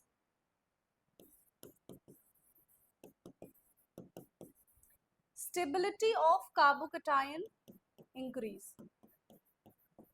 यहाँ पे कार्बोकेटाइन की जो स्टेबिलिटी है वो क्या हो जाएगी, इंक्रीज हो जाएगी। अब बात करते हैं हम SN2 रिएक्शन की, तो किसमें हो जाएगा, देखो एक तो मैंने बता दिया, यस, किसमें SN2 रिएक्शन बहुत जल्दी हो जाएगा, फटाफट से बताएंगे। देखो SN2 रिएक्शन के लिए हमको क्या देखना है, स्टेरिक हिंड्रेंस देख लो आप ट्रांजिशनल स्टेट देख लो, एल्काइल हैलाइड का आप नेचर देख लो। ठीक है, कहाँ से लिविंग ग्रुप बेटर तरीके से निकल सकता है, क्योंकि यहाँ पे देखो क्या हो जाएगा, ये जो क्लोरीन है ये अपना इलेक्ट्रॉन्स को देखे और फिर ये रिंग में पार्टिसिपेट करने लग जाएगा और यहाँ से इजीली निकल जाएगा। तो जितनी जल्दी, लेकिन वहां पे ऐसा कुछ नहीं होने वाला है, तो जितनी जल्दी लिविंग ग्रुप यहाँ से निकल जाएगा, ठीक है, जितनी जल्दी लिविंग ग्रुप यहाँ से निकल जाएगा उतनी जल्दी रिएक्शन होने के चांसेस है। जितना स्टेबल हम बोल सकते हैं कि ट्रांजिशन स्टेट होगा, क्योंकि रेजोनेंस हो रहा है, तो यहाँ पे क्या हो जाएगा, ट्रांजिशन स्टेट भी बहुत ज्यादा स्टेबल होगा, अगेन बी।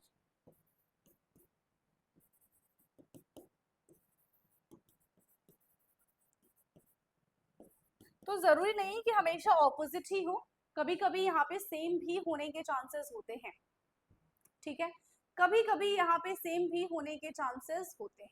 समझ में आ गया? चलिए भाई, इतना हो गया है ना।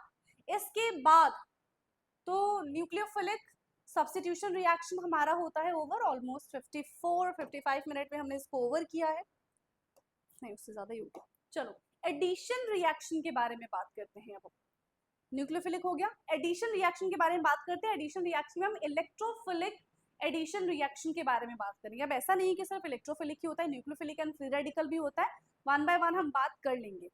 Okay okay, now can we start this addition reaction. नाम से क्या पता चल रहा है, कुछ ना कुछ देखो भाई हम इसमें ऐड करें, that's why it's called addition reaction.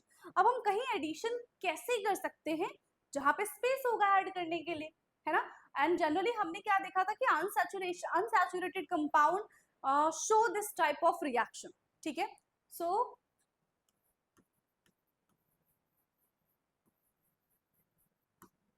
Unsaturated compound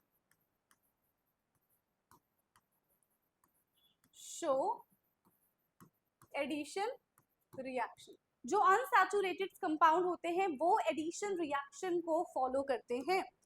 for example,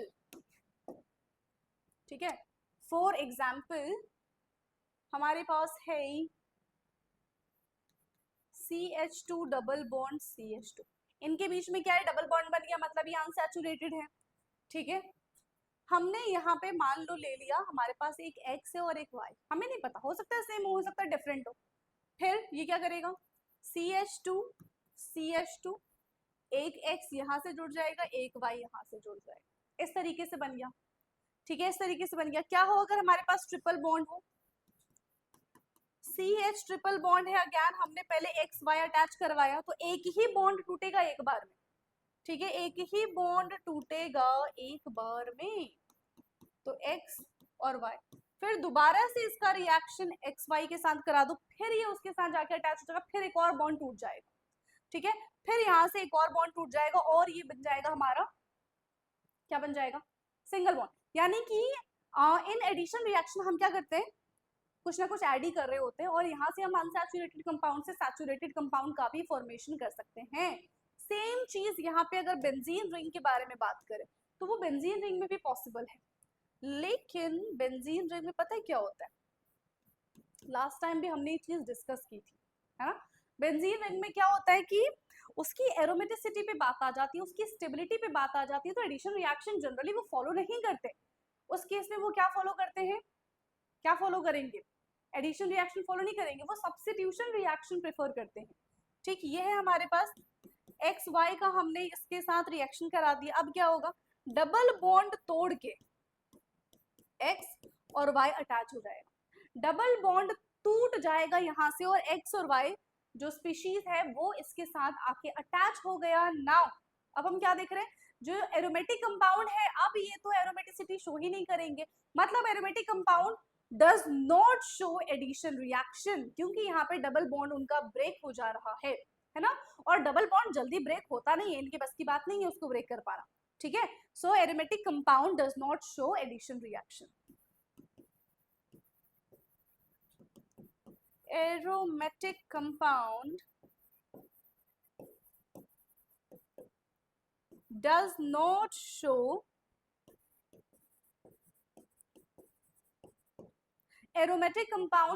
show addition reaction because double bond क्या हो जाएगा, यहाँ पे डबल बॉन्ड इजिली ब्रेक नहीं हो पाता है, because double bond is tough to break. Double bond को ब्रेक करना बहुत ज्यादा टफ हो जाता है इस वजह से ना. Will see types of addition reaction. तो कितने टाइप के एडिशन रिएक्शन हमें यहाँ पे देखने हैं? Electrophilic addition reaction, nucleophilic addition reaction and free radical addition. ठीक है.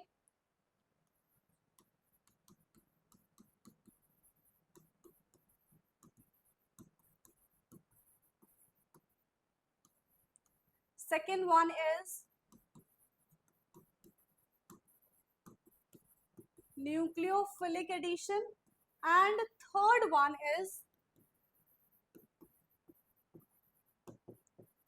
free radical addition. तो ये तीन टाइप के हम एडिशन रिएक्शन देखेंगे, but in today's class will do electrophilic addition reaction. Electrophilic addition reaction का मतलब जहां पे इलेक्ट्रोफाइल आके अटैच होंगे. ओके, चलिए. सो इलेक्ट्रोफिलिक एडिशन क्या होता है? Electrophilic addition, yes, in which first electrophile will attack, और उसके बाद हो सकता है कि न्यूक्लियोफाइल है तो न्यूक्लियोफाइल भी जाके अटैक कर दे, बट पहली स्टेप में इलेक्ट्रोफाइल जाके अटैच होता है, इलेक्ट्रोफाइल जाके अटैक करता है एट अनसैचुरेटेड हाइड्रोकार्बन्स. ठीक है, अनसैचुरेटेड हाइड्रोकार्बन्स पे जाके अटैक करेगा इलेक्ट्रोफाइल. फॉर एग्जाम्पल, ये हमने ले लिया ए और बी, जैसे कि हमने लिया था ना example CH2 double bond CH2, ऐसा मान के चलो. फिर क्या होगा? एक्स एंड वाई का बॉन्ड टूटेगा, एक्स एंड वाई का बॉन्ड टूटेगा. हो सकता है इसमें कोई ज्यादा इलेक्ट्रोनेगेटिव हो, कोई लीस्ट इलेक्ट्रोनेगेटिव हो, है ना. तो एक के ऊपर आ जाएगा पॉजिटिव चार्ज, एक के ऊपर आ जाएगा नेगेटिव चार्ज. ठीक. फर्स्ट केस में यहाँ पे इलेक्ट्रोफाइल जाके अटैक करेगा. That's why this reaction is called electrophilic substitution reaction, electrophilic addition reaction. तो इलेक्ट्रोफाइल आके यहाँ पे क्या हो गया? ऐड हो गया. अब इसके ऊपर क्या आ गया? ठीक है, अब इसके ऊपर क्या आ जाएगा? Positive charge. अब यहाँ पे आ रहा है न्यूक्लियोफाइल और वो आके अटैक करेगा. ठीक है, अब वो आके यहाँ पे अटैक करेगा. क्या इतनी चीजें क्लियर है? क्या इतनी चीजें क्लियर? अगर पहले न्यूक्लियोफाइल ने अटैक कर दिया तो वो न्यूक्लियोफिलिक एडिशन हो जाएगा. अगर पहले इलेक्ट्रोफाइल ने अटैक कर दिया तो वो इलेक्ट्रोफिलिक एडिशन रिएक्शन हो जाएगा. क्या इतना क्लियर है? क्या इतना क्लियर है? यस और नो? आई थिंक मेरे ख्याल से इतना तो समझ में आ गया है ना. इतना समझ में आ गया है. चलो, अब ये रिएक्शन देख लिया हमने. किस किस टाइप का हम एडिशन करा सकते हैं? जो मैं इतना तब से यहाँ पे ये एक्स और वाई, एक्स वाई लिख रहे हैं, वो क्या है? ठीक है, क्या है वो एक्स वाई? बायो का क्रोमोसोम्स तो नहीं है ना. यहाँ पे केमिस्ट्री का रिएजेंट है कुछ. क्या हम यहाँ पे ऐड करेंगे? क्या इलेक्ट्रोफाइल, क्या न्यूक्लियोफाइल बनाएंगे, उसके बारे में हम बात करते हैं. ठीक है. So nucleophile, it can be addition of, हम बोल सकते हैं कि halide, addition of hydrogen halide, जिसको हम हाइड्रोहेलोजिनेशन भी बोलते हैं. सिंपल है, सिर्फ हम हेलोजन का भी एडिशन करा सकते हैं. एंड थर्ड वन सिर्फ और सिर्फ हम हाइड्रोजन का भी एडिशन करा सकते हैं एंड वाटर का भी एडिशन करा सकते हैं. तो इतने टाइप के हम यहाँ पे एडिशन करा सकते हैं. ठीक है, ओके. सो इलेक्ट्रोफिलिक एडिशन में किस किस का हम एडिशन कराएंगे?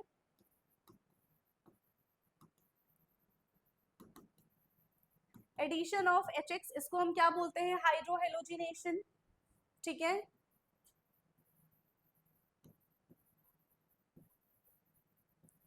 इसको हम बोलते हैं hydrohalogenation, addition of HX. Second one is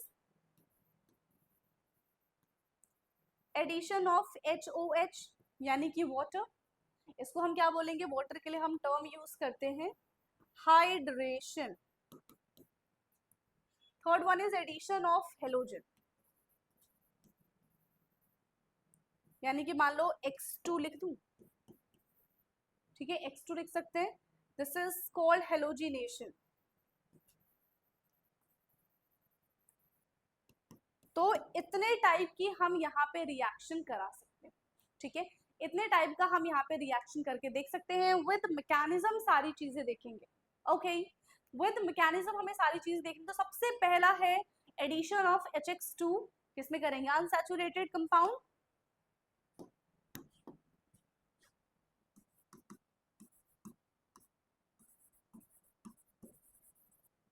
addition of HX2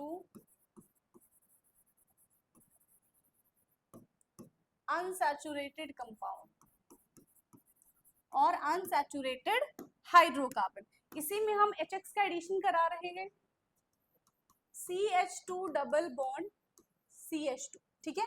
CH2 double bond CH2 हमने करा दिया HBr के साथ reaction in presence of CCl4। कुछ याद आ रहा है क्या? यहाँ से आपको कुछ याद आ रहा है? नहीं आ रहा है तो याद आना चाहिए था। क्या याद आना चाहिए था कि जब हमने सब्स्टिट्यूशन रिएक्शन पढ़ा था तो हमने ये देखा था कि जनरली अनसैचुरेटेड हाइड्रोकार्बन में हमें एडिशन रिएक्शन देखने के लिए मिलता है, ना कि सब्स्टिट्यूशन रिएक्शन। बट वहां पे हमने एक चीज पढ़ी थी कि अगर हम टेम्परेचर को 400 डिग्री सेंटीग्रेड से 600 डिग्री सेंटीग्रेड तक कर दे तो यहाँ पे एडिशन रिएक्शन होने की बजाय वहां पे सब्स्टिट्यूशन रिएक्शन फॉलो करने लग जाएगा। नाउ अब याद आया क्या? अब चीजें क्लियर हैं? यस और नो, है ना? अब चीजें क्लियर हुई होंगी। यहाँ पे क्या है, अगर हमने डायरेक्टली HBr CCl4 के साथ रिएक्शन कराया है तो H और Br जाके अटैच हो जाएंगे, but this is substitution reaction, sorry this is addition reaction, but if we have to do substitution reaction, है ना, तो हमें क्या करना पड़ेगा? हमें टेम्परेचर इंक्रीज करना पड़ेगा, हाई टेम्परेचर पे रिएक्शन को करना पड़ेगा। तो ये जो डिफरेंस है ना, ये आपको समझ में आना चाहिए कि अभी तक हमने क्या क्या चीजें पढ़ी हैं, ये उस चीज से कैसे अलग है, ये आपको हर एक पॉइंट पे सोच समझ के चलना पड़ेगा, राइट? चलो भाई, तो क्या हो जाएगा यहाँ पे? एक को कार्बन, ये एक को ब्रोमीन मिल जाएगा, एक को हाइड्रोजन मिल जाएगा।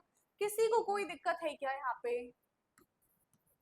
यस, एक को यहाँ पे ब्रोमीन मिल जाएगा और एक को यहाँ पे हाइड्रोजन मिल जाएगा, कोई टेंशन वाली बात नहीं है। अगर आप सोचो कि मेरे को तो ये नहीं बनाना, मेरे को तो ये नहीं बनाना, मैं तो ये बनाऊंगा, मुझे तो मजा आता है, मैं तो ये करूंगा, ये तो भाई कर लो।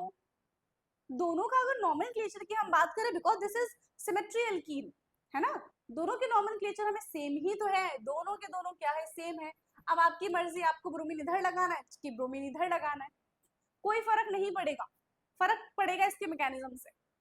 तो फटाफट से इसका मैकेनिज्म देखते हैं, फिर प्रैक्टिस करते हैं। ओके चलिए मैकेनिज्म पे आ जाओ, फटाफट से इसके मैकेनिज्म पे आएंगे हम। किस तरीके से मैकेनिज्म फॉलो हो रहा है, लेट्स सी। हमें, हमारे पास क्या था? CH2 डबल बॉन्ड CH2, ये हमारे पास एक एल्कीन था, किसके साथ रिएक्शन कराया हमने? HBr के साथ रिएक्शन कराया। अब देखो यहां से बॉन्ड टूटा, Br नेगेटिव हो जाएगा और H पॉजिटिव हो जाएगा, पहली चीज। दूसरी चीज क्या है? ठीक है, दूसरी चीज आप ध्यान दो, वो क्या होगी? सबसे पहले तो यहाँ पे क्या है? इलेक्ट्रोफाइल आके अटैक करेगा, यस और नो? इलेक्ट्रोफाइल आके सबसे पहले अटैक करेगा, किस पे अटैक करेगा इलेक्ट्रोफाइल? जैसे ही बॉन्ड टूटा, इलेक्ट्रोफाइल मान लो किसी पे भी अटैक कर सकता है, फर्क तो पड़ नहीं रहा, इलेक्ट्रोफाइल ने आके सबसे पहले अटैक कर दिया, तो CH2, ठीक है। अब यहाँ पे जो बॉन्ड है वो टूट चुका है, यहाँ पे आ जाएगा CH3, इसके ऊपर कैसा चार्ज आ जाएगा? इसके ऊपर आ जाएगा पॉजिटिव चार्ज। फिर इतना होने के बाद जो सेकेंड स्टेप है, सेकेंड स्टेप में न्यूक्लियोफाइल आके अटैक करेगा, तो ये हमारा क्या बन जाएगा?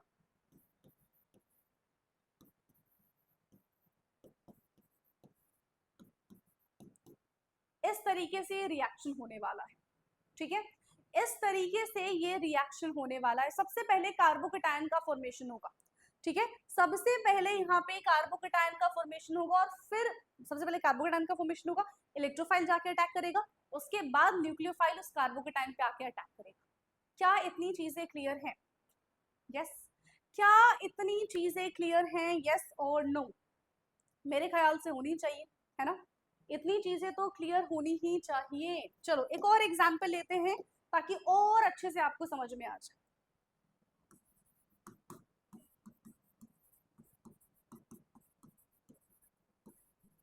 फिर से HBr के साथ हमने रिएक्शन किया इन प्रेजेंस ऑफ CCl4। अब हम क्या देख रहे हैं, सीधा मैकेनिज्म पे आ जाए। चलो CH2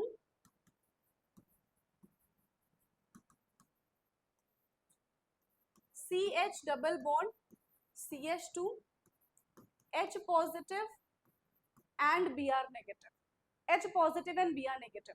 अब यहाँ पे पता है दो चीजें होंगी, ठीक है, अब यहाँ पे क्या हो जाएगा, दो चीजें होंगी। देखो ये जो इलेक्ट्रोफाइल है ये किस पे जाके अटैक करे बेचारा, ये जो इलेक्ट्रोफाइल है किस पे जाके अटैक करे, उसको पता है कि मैं जिस भी कार्बन पे जाके अटैक करूंगा उसके बगल वाले कार्बन पे पॉजिटिव चार्ज आना है ना, उसके बगल वाले कार्बन पे पॉजिटिव चार्ज आएगा ही आएगा। तो वो सोचेगा कि जब कार्बोकेटायन बन रहा है तो एटलीस्ट स्टेबल कार्बोकेटायन बन जाए। तो अगर ये इस पे आके अटैक करता है, ठीक है, तो यहाँ पे क्या बन जाएगा, CH3 CH CH3 और उसके ऊपर पॉजिटिव चार्ज। लेकिन अगर वो इस पे जाके अटैक करेगा तो 1 डिग्री कार्बोकेटायन बनेगा व्हिच इज नॉट स्टेबल, तो वो रिएक्शन होनी ही नहीं है यहाँ पे। 2 degree is more stable, that's why वो लास्ट वाले पे आके अटैक करेगा और यहाँ पे ये बन जाएगा, फिर Br negative will attack this electrophile and it will form the product, ठीक है, and it will form the product। समझ में आ गया? क्या इतनी चीजें क्लियर हैं? This is the stable. हो सकता है कि 1 डिग्री भी बने, बट इन दैट केस क्योंकि पहले कार्बोकेटायन बन रहा है इस वजह से ये चीजें स्टेबल नहीं। चलो, तो इसी चीज को फॉलो करता है मार्कोनिकॉफ रूल। इसी चीज को कौन फॉलो करता है? इसी चीज को फॉलो करता है मार्कोनिकॉफ रूल। अब मार्कोनिकॉफ रूल क्या है?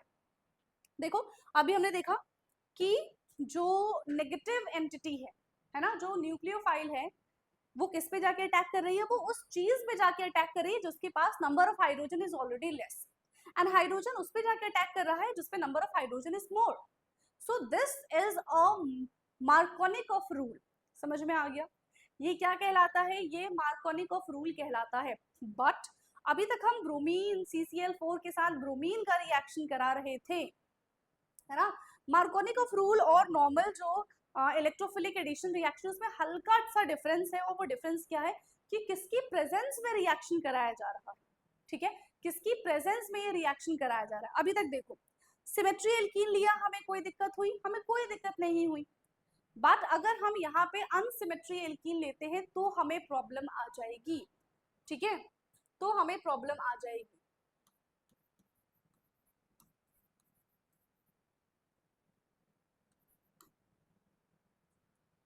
ठीक है, हमने ये लिया है,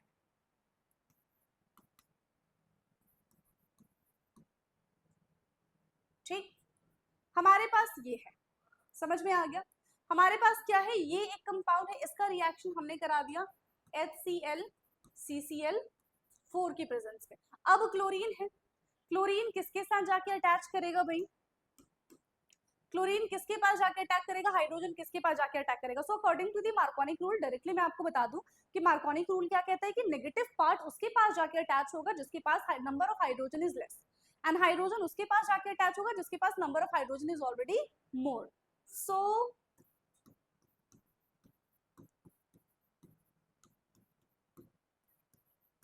और अगर इसके मैकेनिज्म के बारे में बात करें तो जो भी हमने इलेक्ट्रोफिलिक एडिशन रिएक्शन पढ़ा था उसमें क्योंकि कार्बोकेटायन का फॉर्मेशन होता है एंड मार्कोनिकॉफ रूल जो है वो भी कार्बोकेटायन के मैकेनिज्म को ही फॉलो करता है, दैट्स व्हाई, ठीक है, दैट्स व्हाई यहाँ पे क्या हो जाएगा, यस दैट्स व्हाई यहाँ पे क्या हो जाएगा कि ये इधर बन रहा है। देखो यहाँ से क्या बन गया, 3 डिग्री बन गया, लेकिन वही अगर इस पे अटैच होता तो 1 डिग्री बनता। इससे पहले का मैकेनिज्म क्योंकि कार्बोकेटायन है, कार्बोकेटायन 1 डिग्री पे स्टेबल ही नहीं होता, तो इस वजह से वो मेजर प्रोडक्ट नहीं कहलाता, ठीक है, इस वजह से वो मेजर प्रोडक्ट नहीं कहलाता। चलो भाई मैकेनिज्म को फॉलो कर ले, यस इसके हम मैकेनिज्म को जरा फॉलो करते हैं। CH3C CH3 double bond CH2 in presence of HCl and CCl4, ठीक है, in presence of HCl and CCl4 यहाँ से बॉन्ड ब्रेक होगा, एक के ऊपर नेगेटिव चार्ज एक के ऊपर पॉजिटिव चार्ज, ठीक है, पॉजिटिव किसके पास जाएगा, आ गया इसके पास, क्योंकि कार्बोकेटायन स्टेबल बना इज इंपॉर्टेंट, क्योंकि फर्स्ट स्टेप क्या है यहाँ पे, फॉर्मेशन ऑफ कार्बोकेटायन बन गया। अब आके न्यूक्लियोफाइल इस पे अटैक कर देगा,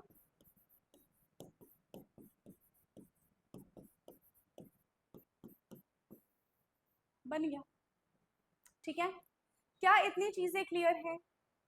क्या इतनी चीजें क्लियर हैं, यस और नो? ये बता दो फटाफट से, फटाफट से ये बता दो क्या इतनी चीजें क्लियर हैं? और यहाँ पे हमारे पास है CH3, ठीक है। डबल बॉन्ड लेना पड़ेगा क्या हमको? यस, डबल बॉन्ड तो लेना पड़ेगा, तो CH3 की जगह हम CH2 कर देते हैं, ये ठीक है। साइक्लो हेक्सेन के साथ CH2 ग्रुप अटैच है विद डबल बॉन्ड। HBr के साथ हमने किसके साथ रिएक्शन करा दी है यहाँ पे? HBr के साथ रिएक्शन करा देते हैं, ठीक। क्या होगा? ब्रोमीन आके अटैच हो जाएगा। कहाँ पे अटैच होगा? अब देखो दो चांसेस के पास, या तो ये CH2 के साथ अटैच हो जाए, या तो जहाँ पे कार्बोकेटाइन बनेगा उसके साथ अटैच हो जाए।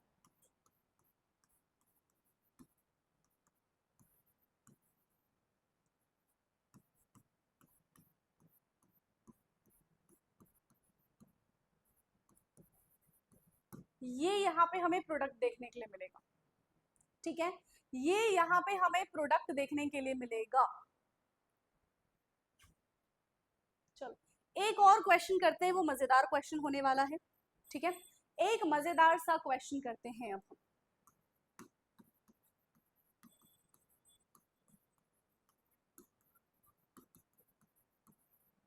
ठीक है, ये हमने कंपाउंड ले लिया, इसका रिएक्शन हम करा रहे हैं HCl CCl4 की प्रेजेंस में। चलो देखो क्या बनेगा। अभी हमारे अकॉर्डिंग प्रोडक्ट क्या बनना है कि क्लोरीन उसको मिलेगा जिसके पास लेस नंबर ऑफ हाइड्रोजन है, तो फाइनल आंसर हमारा कुछ ये होगा।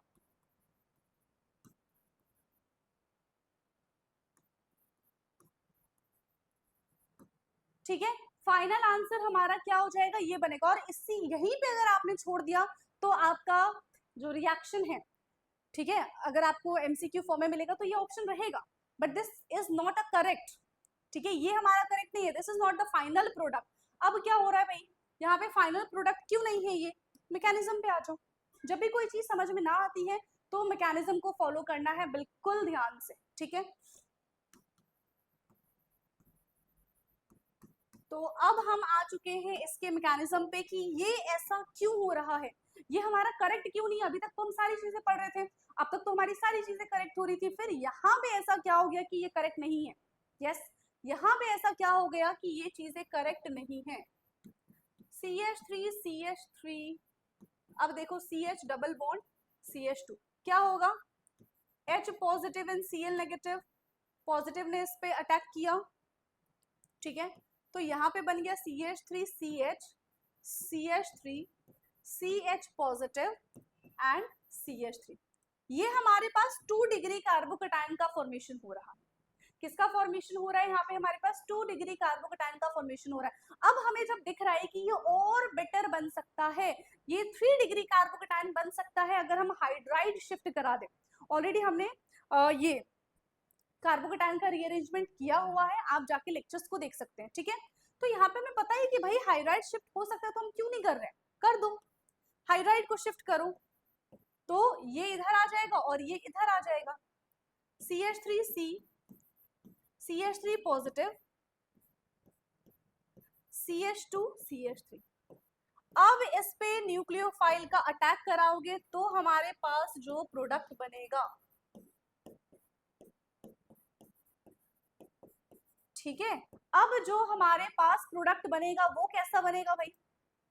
यस, अब जो हमारे पास यहाँ पे प्रोडक्ट बनेगा ये स्टेबल है, and this is the correct answer. अगर आप ये कर आते हैं तो रॉन्ग हो जाएगा, तो मार्कोनिकॉफ रूल लगाने से पहले, ठीक है, मैकेनिज्म पे ध्यान देना है और स्टेबल कार्बोकेटाइन कहाँ पे बन रहा है इस चीज का भी आपको खास ध्यान देना है, ठीक है। क्या इतना ठीक है ना? अब देखो मार्कोनिक पढ़ लिया हमने, है ना, अब यहाँ पे हमने मार्कोनिक रूल पढ़ लिया है, चलो कोई बात नहीं, हमने स्टेबिलिटी के बारे में भी जान लिया ना। नेक्स्ट, अब देखो मार्कोनिक आया है तो इसका भाई एंटी मार्कोनिक भी आएगा। एंटी मार्कोनिक रूल को हम खराश रूल या फिर पर ऑक्साइड इफेक्ट भी कहते हैं, क्योंकि पर ऑक्साइड की प्रेजेंस में होता है, ठीक है। ये किसकी प्रेजेंस में होता है? ये पर ऑक्साइड की प्रेजेंस में होता है, इसलिए हम इसको पर ऑक्साइड इफेक्ट भी कहते हैं। क्या इतना क्लियर है? यस, क्या इतना क्लियर? डिफरेंस क्या है इसमें? बिल्कुल उसका उल्टा काम करता है। Markovnikov rule, anti Markovnikov rule, तो एंटी बिल्कुल उसके एंटाई चलता है, बिल्कुल उसके उल्टा चलता है, that is called anti Markovnikov rule, खराश इफेक्ट या फिर पर ऑक्साइड इफेक्ट।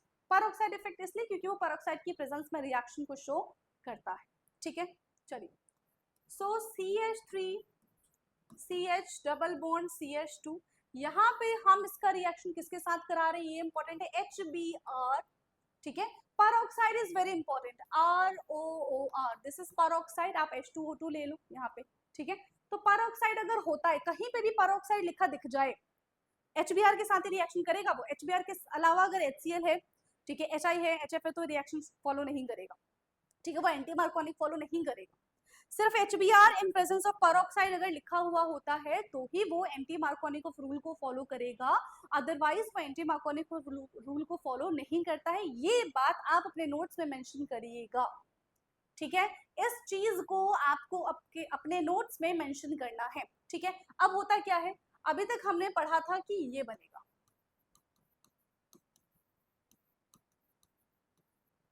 लेकिन इसके अलावा ये भी बन सकता है। एंटी मार्कोनिक में ये हमारा माइनर होता है और ये हमारा यहाँ पे मेजर प्रोडक्ट बनता है। हम हमेशा से, हमारी आदत है मेजर प्रोडक्ट लेने की, है ना, हमेशा से हमारी आदत क्या है कि यहाँ पे मेजर प्रोडक्ट लेके चले। तो ऐसा क्यों है, ये हमारा मेजर प्रोडक्ट क्यों बन रहा है, इस पे हमें करना है फोकस। और ये हम कैसे पता कर सकते हैं, बिना मैकेनिज्म के हम ये चीज आइडेंटिफाई नहीं कर सकते। So let's see it's mechanism, है ना। तो फटाफट से अब हम इसके मैकेनिज्म के बारे में बात करते हैं। सी, मार्कोनिक ऑफ रूल जो है वो कार्बोकेटायन के मैकेनिज्म को फॉलो करता है, ठीक है। मार्कोनिक ऑफ रूल जो है वो कार्बोकेटायन के मैकेनिज्म को फॉलो करता है, but in case of anti Markovnikov of rule it follow the mechanism of free radical, ठीक है। ये फ्री रेडिकल के मैकेनिज्म को फॉलो करता है। किस तरीके से करता है वो देखो। अब ये लास्ट टॉपिक होने वाला है हमारी आज की क्लास के लिए, ठीक है, फिर बाकी का discussion will do in another class. सबसे पहले हमने यहाँ पे पर ऑक्साइड लिया था, ROOR, इस पर ऑक्साइड का हो जाएगा ब्रेक डाउन, होमोलिटिक फिजन होता है in presence of sunlight, homolytic fission हो गया, ठीक है। तो यहाँ पे क्या बनेगा, 2RO बन गया, या फिर RORO लिख लो, फ्री रेडिकल का फॉर्मेशन यहाँ पे होगा। अब ये जो फ्री रेडिकल है किसके साथ रिएक्शन करने वाला है, किसके साथ रिएक्शन करने वाला है, HBr के साथ रिएक्शन करेगा। इसको पसंद नहीं आ रहा है, ठीक है, तो ये क्या करेगा, हाइड्रोजन के साथ अपनी बॉन्डिंग बनाएगा, है ना। ये हाइड्रोजन के साथ स्टेबल बॉन्डिंग बनाएगा और बेचारा जो Br है, अब ये फ्री रेडिकल बन गया। अब इसको क्या लेना है, अब इसको लेना है बदला। वो किससे बदला लेता है, वो जो रिएक्टेंट है, जो स्टार्टिंग में हमने रिएक्टेंट लिया है, वो इससे बदला लेगा। रिएक्टेंट क्या है हमारे पास, दिस, ये इसके पास जाके इसका हाइड्रोजन चुरा लेगा और खुद स्टेबल बन जाएगा, ठीक है। हर जगह यहाँ पे होमोलिटिक फिजन ही होता है। So first step is initiation, second one is propagation, है ना।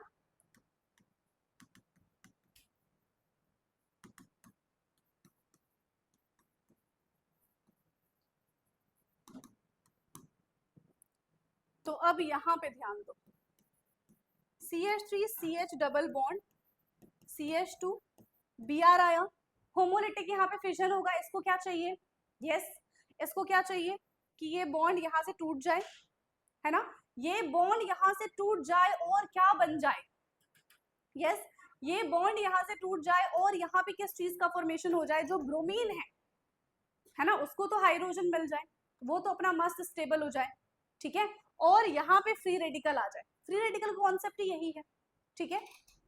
तो क्या होगा, क्या हो जाएगा यहाँ पे, ये जो ब्रोमीन है किसके साथ अटैच हो जाएगा, दो ही चीजें हैं, या तो ये इसके साथ अटैच हो जाए या तो इसके साथ अटैच हो जाए, और उसको क्या बना दे, फ्री रेडिकल बना दे, ठीक है, उसको क्या कर दे, ये फ्री रेडिकल बना दे। सो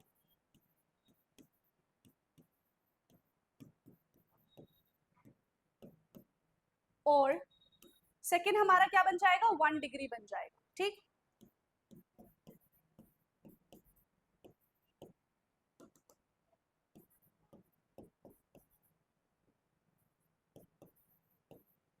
So 1 degree free radical and 2 degree free radical, which one is more stable?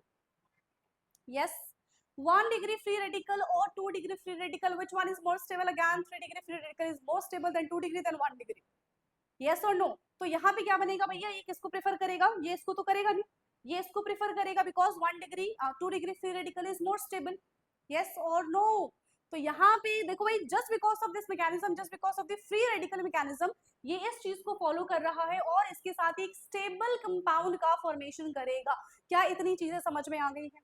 Yes, क्या इतनी चीजें समझ में आ गई हैं? तो ये इस तरीके से फॉलो होने वाला है, दैट्स व्हाई। अब देखो, what's the difference between the Markovnikov and anti Markovnikov rule? See, in Markovnikov rule it follow the mechanism of the carbocation, but in case of anti-Marconic rule it follow the mechanism of free radical, ठीक है। यहाँ पे क्या होता है, मार्कोनिक की अगर हम बात करें तो negative entity is attach with that carbon which have less number of hydrogen, है ना। और एंटी मार्कोनिक का इसका जस्ट ऑपोजिट होता है। एंटी मार्कोनिक हमेशा पर ऑक्साइड की प्रेजेंस में होता है। अगर पर ऑक्साइड नहीं लिखा है, पर ऑक्साइड और HBr नहीं लिखा है, ये दोनों चीजें नहीं लिखी है, तब तक आप एंटी मार्कोनिक रूल को फॉलो नहीं करेंगे। अगर ये दोनों चीजें लिखी है तो आंख बंद करके आप एंटी मार्कोनिक रूल को फॉलो कर देंगे। क्या इतनी चीजें क्लियर है? यस, क्या इतनी चीजें क्लियर है? अब क्वेश्चन ये आता है कि अगर हम हाइड्रोजन फ्लोराइड के बारे में बात करें, ठीक है, या फिर HCl के बारे में बात करें, हमने कहा कि ये एंटी मार्कोनिक रूल फॉलो ही नहीं करते हैं। सी, जो HF है, HF is highly exothermic reaction, है ना। HF जो होता है वो हाईली एक्सोथर्मिक रिएक्शन है। तो यहाँ पे स्टेबिलिटी का, हम बोल सकते हैं स्टेबिलिटी की प्रॉब्लम आ जाती है। स्टेबिलिटी की वजह से ये रिएक्शन यहाँ पे फॉलो नहीं होता है, ठीक है, समझ में आ गया। क्लोरीन के बारे में बात करें तो क्लोरीन का जो फर्स्ट स्टेप रिएक्शन होगा that is exothermic, but second step reaction will ये एंडोथर्मिक रिएक्शन होगा, तो बॉन्ड ब्रेक नहीं हो पाएगा। और जब बॉन्ड ब्रेक नहीं हो पाएगा तो रिएक्शन पॉसिबल है क्या? यस, तो क्या रिएक्शन पॉसिबल है या फिर नहीं है? तो इसी के साथ हमारा ये आज का लेक्चर होता है खत्म, ठीक है। इसी के साथ हमारा आज का ये जो लेक्चर है वो होता है खत्म। ऑलमोस्ट आई थिंक कितने घंटे की हमारी क्लास हो गई है? चलिए, बाकी का discussion will do in next class. और फ्री रेडिकल वाला बचा हुआ है, उसको भी हम फटाफट से सॉल्व कर लेंगे। ओके, आज की क्लास के लिए इतना ही। एंड प्लीज मेक श्योर कि साथ ही साथ आप नोट्स बनाते जाए एंड क्वेश्चन की प्रैक्टिस इज मस्ट। तो हमेशा जो भी टॉपिक पढ़ाया जा रहा है उसके साथ क्वेश्चंस की बहुत बहुत बहुत सारी प्रैक्टिस करनी है, ताकि आप एग्जाम में अच्छा स्कोर कर पाए। Okay, so let's see you in the next class. तब तक के लिए पढ़ते रहिए। Thank you so much.